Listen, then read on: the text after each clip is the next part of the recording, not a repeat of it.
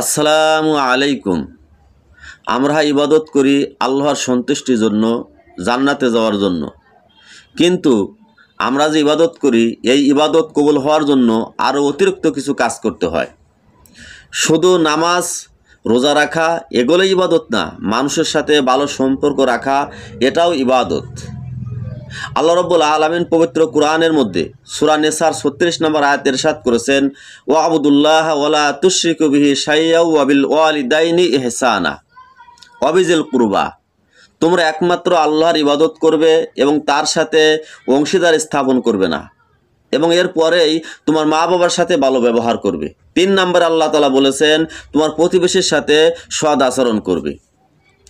প্রতিবেশী 3 প্রকার: আত্মীয় প্রতিবেশী, মুসলিম কিন্তু আত্মীয় না এমন প্রতিবেশী, এবং অমুসলিম প্রতিবেশী।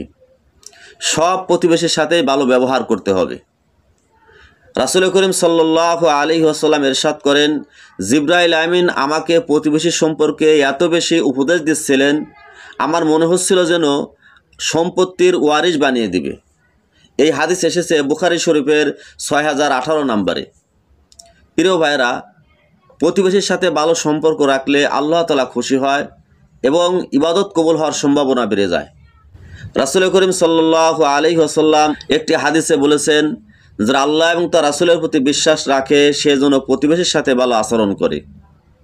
সুতরাং প্রিয় ভাইরা, প্রতিবেশীর সাথে ভালো আচরণ করলে আল্লাহ খুশি হয়।